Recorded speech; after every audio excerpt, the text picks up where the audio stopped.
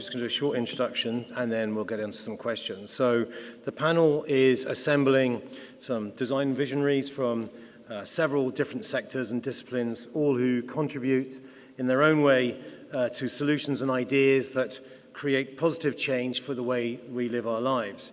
So together, we will be discussing how design intelligence can create solutions for future positive living. We'll explore how they harness design intelligence in their own work and how they see this shaping positive change in our lives. So the first of our panelists is Kat Drew. Kat is Chief Design Officer at the Design Council, where she champions Design for Planet, bringing together practitioners from across the design economy to develop new regenerative practice and create the conditions for designers to do their best work. An expert in systemic design, Kat has pioneered approaches to design in policymaking, led programs to redesign public services to better address homelessness, and led a large-scale public participation program to create the world's first government data ethics framework. And I think there should be some images coming up on screen to show some of this. Then we have Rowan Williams, is the creative lead of Panasonic Design Flux, where he works to identify innovative opportunities to build on in both the near-term and visionary future. The approach is all with the intention of crafting new experiences which deliver on the ambition of holistic well-being. And Rowan is translating his experience of multiplying design disciplines into creative ideation, direction, and strategy to build moments which can make a difference to people's lives in balance with the pressing needs of the planet. Again, another very relevant speaker. And then we have Akis Evangelidis, a co-founder of Nothing, a company focused on removing the barriers between people and technology to create seamless digital futures. The Nothing phone earned the title of Innovative Design in Time's Best Inventions of 2022. With over a decade of experience in the technology industry, Akis has also helped develop a strong brand identity and messaging around nothing that resonates with consumers. What a brilliant name that is.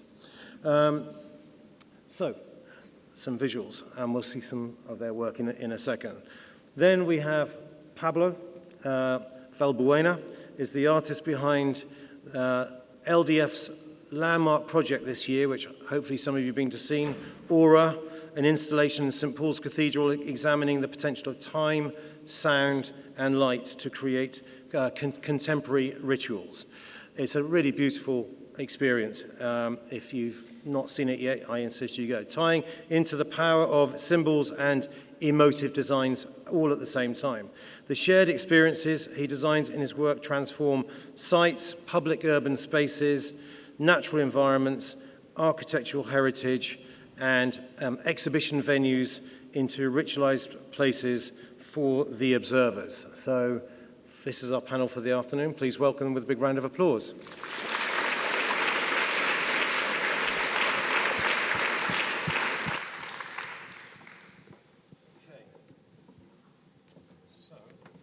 There were some images that were meant to be flashed up on screen of some of the panelists' work. It'd be quite good if we could maybe just slowly kind of rotate through that. So I'm going to juggle all the things that I've been given and attempt to speak to the panel at the same time. Okay. So welcome. And I'm going to ask a question to you all to start off with. If you'd like to reference any of your work as it comes up on screen, please do. And I'd like to start by addressing what positive future living signifies to everyone on this panel. What to you and within your work are the most important, impactful areas within which design intelligence can and should drive change for good? And how do you address this in what you do? And I'd like to be a bit traditional and go ladies first. So, Kat. Thank you. Is this on? Yeah. So for me, positive future living has to be about living more regeneratively and, well, not regeneratively, not just sustainably, but regeneratively with the planet. And what that means is to be behaving in ways that just don't sustain our current way of living, but actually encourage nature and people to thrive and grow. So to make, it's almost going back a bit in time to think about some of the ways that we used to live, where we cared for our environment more, where we traveled more sustainably, where we used less energy, and where we were reusing things, but to do that in a really, really joyful way. And at Design Council, our mission is Design for Planet, and that really tries to embody a lot of that.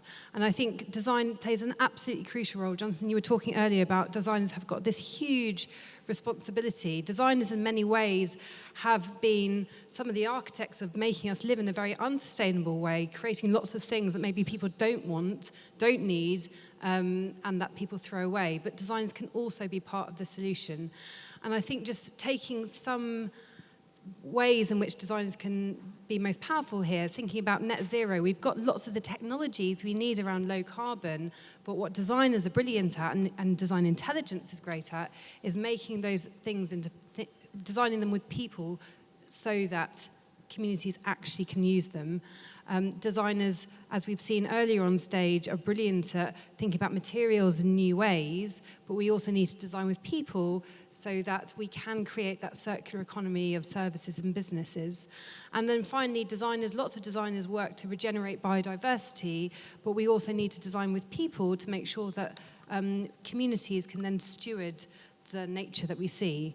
And so I think design intelligence, as we'll go on to, I'm sure, is key to all of this, being really able to start with a wide exploration of people and empathy and how people are living.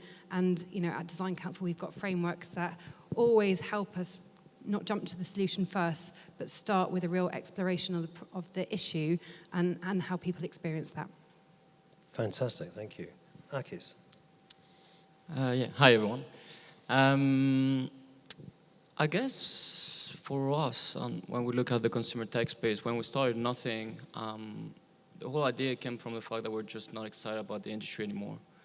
And actually it came down to a few things. First of all, like, you know, we grew up where technology gave a sense of, like, you know, continuous progress, a lot of, like, positivity around it. And I guess the recent years, whether it's like sustainability, whether it's how we interact with technology and how it has become a major source of distraction, I guess there is more and more negativity building up around it. And if anything, we felt that, at least we felt when we started nothing, that this kind of lack of excitement was also reflected in how the products were designed, how they looked. Everything looked more or less the same nowadays when you look in the consumer tech space. So for us, when we think about intelligent design, was around like 3 core things. One was like bring an element back of artistry into the industry. You know, like, do we need to settle for a rectangular form factor that looks the same across all the other brands? You know, we wanted to bring more excitement, more joyful interaction, something a bit more human there. Then the second part is how we interact with technology. You know, I think smartphones have empowered us to do so many things, but it's without saying that, nowadays we spend way too much time on things that we weren't necessarily intending to do.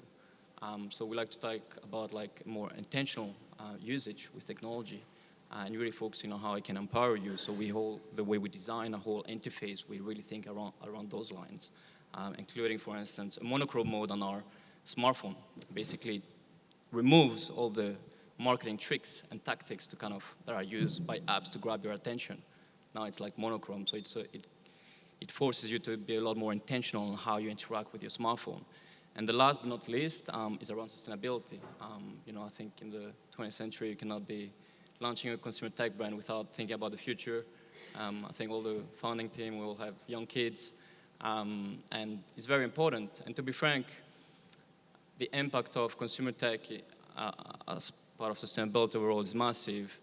And as a new player, it's very hard to make really strong progress, but also realize that there is a lot of things to be done actually, and it's just a start. So we're also looking forward to hopefully drive an element of change, generation after generation for each of our products.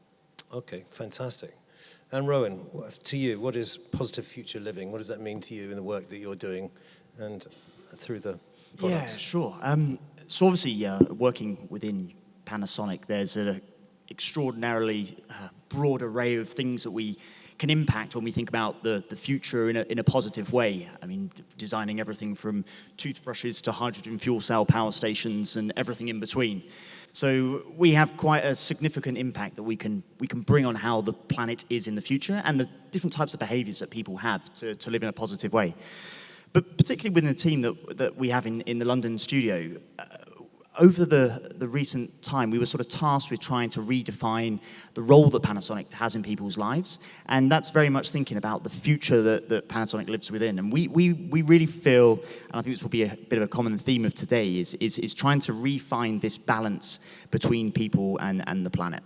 I think, like we've already heard, that perhaps the past number of years, we've already seen the world become a more convenient, more exciting place for people, but we've had to compromise the quality of the planet that we live on. So the future is trying to refine this balance. And as you mentioned earlier in some of the visuals shown, this is kind of within this topic of holistic well-being is the space that we are really excited about trying to develop moving forwards.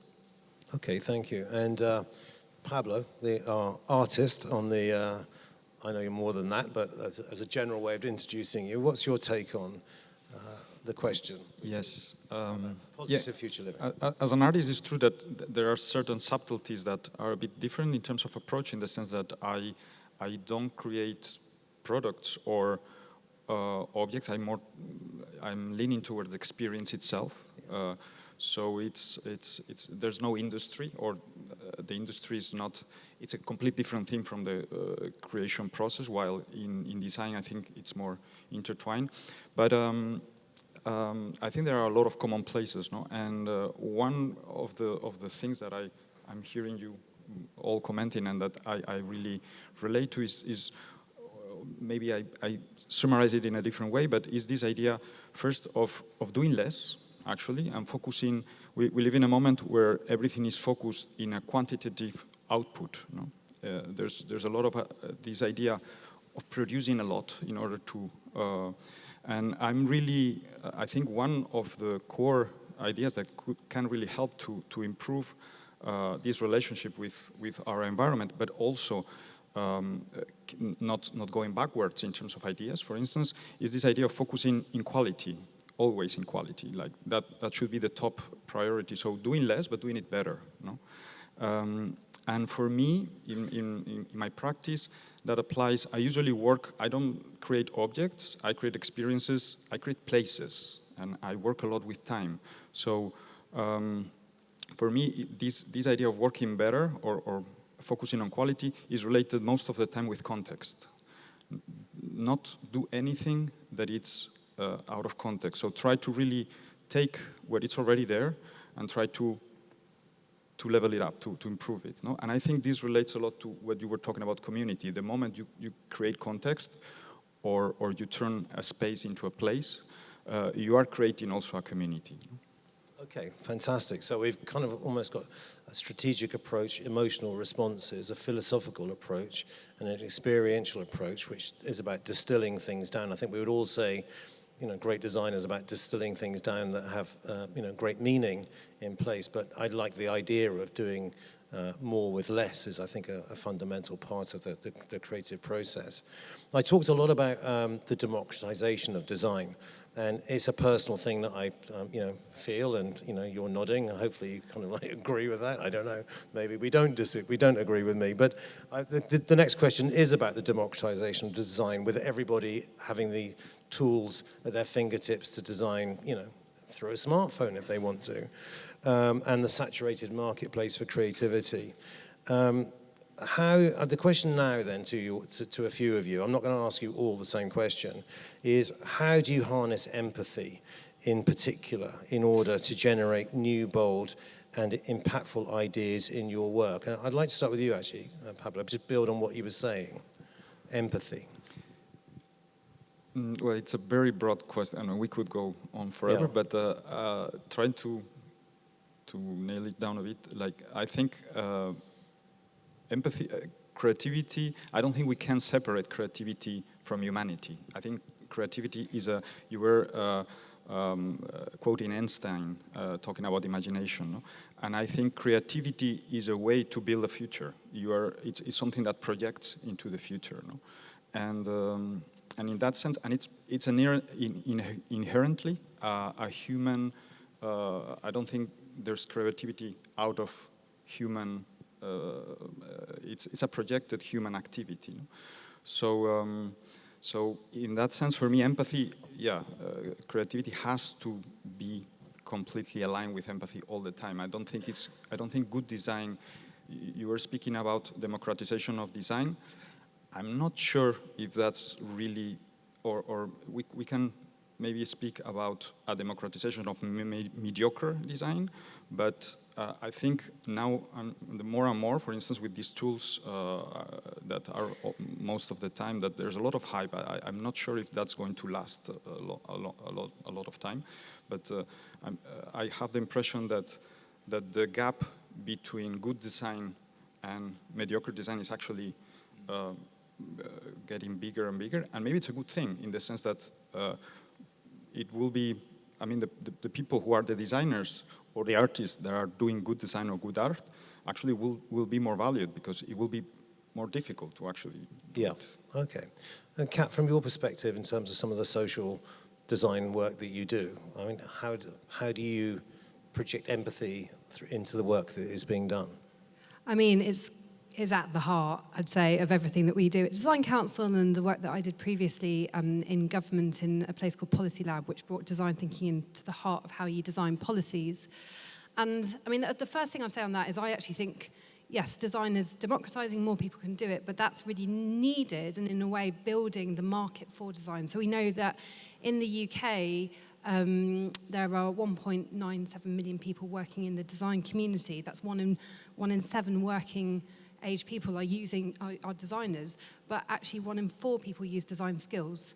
So we've got this kind of wider group of people who are using design skills and able therefore to commission designers because they're quite good at the design thinking bit, that early bit to kind of reframe challenges, but the actual kind of application and delivery of the design is still, I think, the kind of the world of designers and creatives. In terms of our work, I'll give you 3 examples. I mean, we, as Design Council, do programs, but we also showcase a lot of brilliant design. Let's start big. We'll think about a place in Salford, in the north of the UK, in England, outside Manchester. They had a real problem with flooding. So there was a big floodplain, and it was putting about 2,000 houses at risk. And obviously, that's due to climate change. And a traditional design approach would have been to put in a concrete flood barrier. But rather than just going straight to that, the designer, Teo Adewale, she worked with the local community and asked them, well, what do they need? So empathizing with local people, what do you need? And obviously people were very worried about their homes, but they also said, you know what, the thing that I need is a space to be able to walk. There's no green space around here. So they pivoted the whole design idea and actually created a huge wetlands, an urban wetlands in the center of Salford. And that was amazing because not only is it a much better way of creating a flood defense because it grows biodiversity, it sequesters carbon, it's not a load of big concrete, which is actually making the matter worse. But it also provided a place for wildlife, a place where people could go and walk, where they could connect with nature and each other. And it's a huge source of civic pride. There's a hill there called Harry's Hill, named after someone. Taking it down from kind of different scales of design, there's also a really lovely design called Mimica, which is a temperature-sensitive, a touch-sensitive food expiry label. So usually when you look at your food to see if it's going out of date in the fridge, there'll be a kind of little date on it. But people who've got visual impairments can't see that. And so Solvega worked with people who were blind or had visual impairments to understand how they could interact and came up with this new solution where this material breaks down dependent on the food quality inside the packaging. And so you can feel it. And not only is that much more real-time accurate rather than these arbitrary sell-by dates, but it's great for people who with visual impairments because they can feel it, but it's better for all of us. And so final just things to say is that Design Council, we work a lot with bringing design to communities and to local authorities, so to non-designers. And the core of what we say is always design with people. Go out and find out what communities need and want first and base your designs around that. So I think, in all our programs we do that. I think, as well as people-centered design and empathy with people, we also need empathy with nature as well. And just thinking about retreats, I went on with the Ellen MacArthur Foundation a couple of weeks ago. One of the first things we did was go and to spend time in a forest and actually really connect with nature, with the ground beneath our feet, because I think that also gives another source of inspiration. Thank you. I think just to say that way, it all sounds amazing activity as well. And I think one of the challenges with the mass democratization of design is things like those really great activities, which are undoubtedly empathetic and really, really important that people understand. I think because there's so much stuff, it's how do we socialize those activities even more so that they stand above kind of the massive content that is shared on the social media platforms, which unfortunately get masked by big advertising, lots of bright lights, lots of bright sounds, which might not have those empathetic values. So I think one of the challenges that we have as a design community as well is to think about how can we design the platforms to communicate the better design, the stronger design, so that we can actually hero it, so that other industries who aren't designers understand and appreciate what good design is, rather than just kind of understanding it amongst ourselves. Well, that leads me on to the next question, which I'm going to focus on you both as sort of like essentially the product and brand team on the panel, which is that, as I mentioned in my talk, cultures are defined by the artifacts and symbolism that they design and leave behind for others to experience.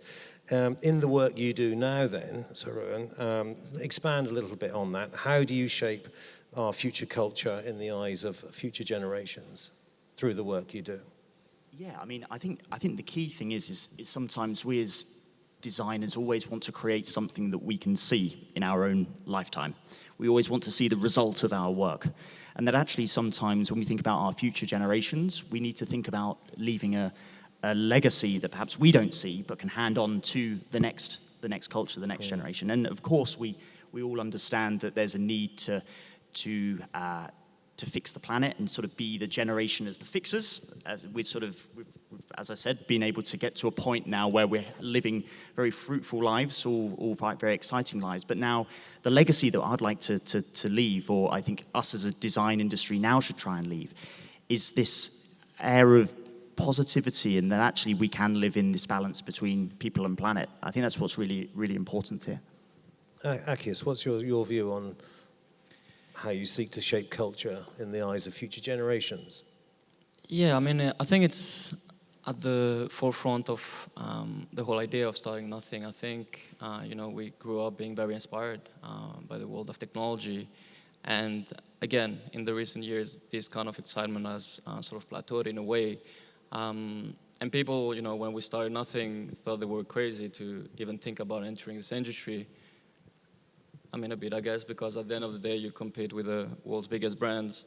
But we proved that there is a way. I think we talk about democratization of design. If anything, I think the consumer tech industry is a good representation of this. And we show that there is a new way and new ideas of how technology could be or even should be. So I think it's, again, bringing back that sort of sense of excitement around technology, around how it can empower us, but in a more positive way, and always in a positive way. Would that be sustainability? Would that be how we engage with it and how we use it? Or just, I guess, have a bit of fun with it. It's not just a cold piece of tech. We like to talk through our design about human warmth. Like there are a lot of design decisions which are not driven all the time by function or a very clear rationale, because at the end of the day, if you always trying to optimize your design, you end up to the same point, So we like, to take even inspiration from artists like Enzo Mari. It's an artist that uses like puzzles and brings like animals. And actually in our phone, we have this little elephant at the bottom of the corner. None of the research, user research told us to do that. We just thought it would be fun. So I think, overall that's what we're trying to do, bring a bit more creativity and, again, a sense of excitement back into the world of tech. So I talked a lot about imagination and creative problem solving in the talk that I gave as being essential skills for solving real world problems, and how this could be embraced more within education. And there needs to be greater balance between knowledge and imagination and ideation. It's something I feel. I'm not an educational expert, but I kind of like intuitively see it, and I kind of obviously what I read in the newspaper. As people that have made an impact in the design community, you four, how do you believe that design education could be changed in order for design intelligence to be valued as an equal to academic intelligence? Kat, you're the obvious one to start here on this one. We are running out of time, so if I could ask you to kind of be succinct. Okay. So succinctly, I think we are at a bit of a crossroads, like you said. So the number of people who are studying design and technology as a GCSE in England has gone down by 68% in the last 10 years, which is a lot. Particularly given 7 out of 10 current designers studied design and tech at school. So we are doing quite a bit with the Design and Technology Association to think about what we do about this. This is a bit of a crisis, really. And there's lots of different ways we could refresh the curriculum so it does, so that it's kind of more sexy and more kind of relevant. We could work with industry to bring industry into schools to show it as a really viable option. We can look at examples from Scotland and Wales, which are being much more radical than England, who are actually embedding design across the school curriculum. So they might do a cross-school project about reducing water consumption and have design as the creative glue that brings together geography, history, maths, so that it's the kind of, the glue. I think at the foundation of all of it has to be design intelligence. So let's not just create, I don't know, a cushion cover or a paper stand, but actually start with a whole senses of design intelligence before you start off your design project. Perfect. Rowan, do you have a view on creativity in design, in education in general, and in the early years, I suppose, really? No, absolutely. I mean, I think the important thing here is to rewire how people perceive design who aren't designers. I think there's this problem perhaps at the moment that still resides more in the worlds of arts, which is no problem at all, but I guess from an economic value, perhaps the decision makers at the top are looking at the bottom line and thinking, well, what do we cut here? But actually design is a way of thinking. It's a way of wiring our minds to thinking more critical ways, to be more analytical. I don't think there's any team, or certainly I'm very ambitious to think that there's no team, whether it's financial, whether it's a science team, whether it's a logistics team, who wouldn't benefit from having a designer present. And I think that's what we have to try and do, is try and raise the profile of design and the value that design brings, not just to the design industry, not to someone who's a maker or a creator, but actually to a wider global industry. So of course, imagination. I mean, that's the team here from Panasonic. That's our role, is to be the people who imagine, who visualize, who are the catalyst for conversation when we meet people from technology teams or people from research and development. So this is really important, that we have to try and raise the profile of design in education. Okay. I just wanted to add, there was this study, I think it's not only in the US, but it's really global, that there are many programs related to humanist, so philosophy, literature, that from very big universities that are closing down, are less students, less teachers. So I think a big question is also, what makes a good designer? Is it only, because I think currently there's a trend where we are talking about technology a lot, but technology produces good ideas. What are the core matters that actually the core educations that produce good thinking? I think this is a big question. These are big questions. Akis. Yeah, actually, it's a good question because I often think about, what did I learn at university, which I still use today, and the answer is pretty much nothing. uh, and I think across like my professional experience and so on, the more I got sort of exposed to designers, creatives, and probably one of the most inspiring meeting I had was with Pablo, where there was this kind of round glass in the middle of the table, and he picked it up. He goes, "Man, but why do you always do rectangular smartphones? Why this couldn't be the form factor of the smartphone?" Well, arguably, I'm not sure everyone would carry like a round smartphone, but it sort of invites you to rethink. Yeah, why have we settled for this type of device? Is there another way? And I think creativity basically makes you question and trying to find like new solutions to problem. I think at the pace we live at, I think it's sticking to academics, frameworks and things. Like I think they change every year nowadays. To adapt to our environment. So I think creativity as part of the academics, I think it's a super important thing that we need. I didn't get exposed to any of this during my study. I did business management. That was probably the most boring stuff ever. Yeah, so 100%. I agree with the statement that we have to bring a sense of like creativity into our academics in a much stronger way, especially for the new generation. Cool. Well, I think we are out of time. Yeah, I'm getting a thumbs up. There's always more questions that you could be asked. But I wanted to say to Pablo, Kat, Akis, and Rowan, a big thank you very much for taking part in the panel today. I could take a lot of things out of it that gave me personal encouragement that there is a positive future for design. And for you designers out there, make sure you don't stay behind your devices on your desktop or your phones. There's a big point being made out here today about experiencing the real world.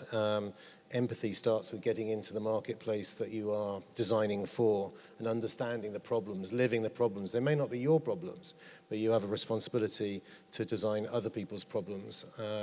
And you can do it well. Get out there, distill it down, use your imaginations, use your design intelligence, and the world will be a better place. Thank you very much, everybody. Thank you all.